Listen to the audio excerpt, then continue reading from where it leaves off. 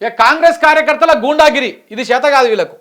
రైతులకు నీళ్ళు ఇచ్చుడు, కరెంట్ ఇచ్చుడు, ఆ పెట్టుబడి సాయం ఇచ్చుడు ఇవి చేత కాదు. ఇది మాత్రం చేతనవుతుంది. ఏది గూండాగిరి చేసుడు, రాళ్ళేసుడు, దాడి చేసుడు ఇట్లాంటి చేతనవుతుంది. కాంగ్రెస్ కార్యకర్తల గూండాగిరి.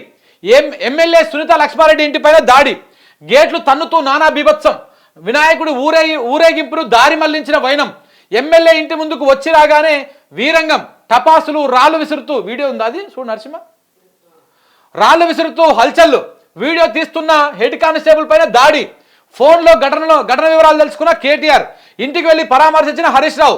ఇది గూండా రాజ్యం అంటూ ఆగ్రహం, రేవంత్ మాటల వల్లే దాడులు, రాష్ట్రాన్ని బీహార్లా మార్చేస్తున్నారు, ప్రజాస్వామ్యాన్ని కూని చేస్తున్నారు, రాష్ట్రంలో ఫ్యాక్షన్ పరిస్థితులు కనిపిస్తున్నాయి, ఎఫ్ఐఆర్ ఫైల్ చేయరు, అరెస్టు చేయరు, ఘటన పైన డీజీపీ వెంటనే చర్యలు తీసుకోవాలి. డీజీపీ అంటాడు ఉండా రాష్ట్రంలో? ఉన్నాడా డీజీపీ అంటే ఆయన ఉన్నాడా తెలంగాణ రాష్ట్రానికి? ఎడ కనపడతలేడు. అసలు ఇంత జరుగుతూ ఉంటే కూడా ఎడ కనపడాడు ఆయన. మరి ఏం చేస్తారో ఏమో నాకు అర్థం కాదు. లేదంటే మీ కార్యాలయాన్ని ముట్టడిస్తాం, కాంగ్రెస్ ప్రభుత్వానికి బీఆర్ఎస్ హెచ్చరికలు. డీజీపీ ఉన్నారా? అసలు డీజీపీ తెలంగాణ రాష్ట్రానికి ఉన్నారా? లేడు. ఉంటే మరి కనపడాలి. ఇట్లాంటివన్నీ వెంటనే దాని మీద సమీక్ష చేయాలి. బాధితులు ఎవరో వాళ్ళ మీద, దాడులు చేసేటువంటి వాళ్ళ మీద కేసులు పెట్టాలి, వాళ్ళని అరెస్ట్ చేయాలి, లోపలేయాలి. అవన్నీ ఏం లేవు. ఇట్లా గూండా రాజ్యము, రౌడీల రాజ్యము నడుస్తూ ఉంటుంది అన్నమాట.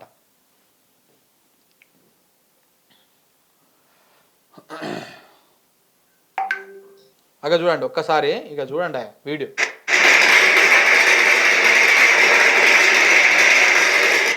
ఇంటి ముంగల్కోయి, ఆమె ఇంటి ముంగల్కోయి ఈ కథ.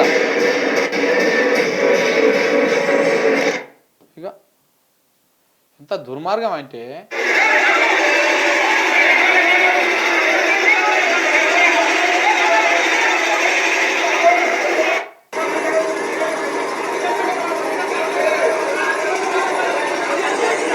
ఈ విధంగా ఫ్యాక్షన్ రాజకీయాలు నడుస్తూ ఉన్నాయి.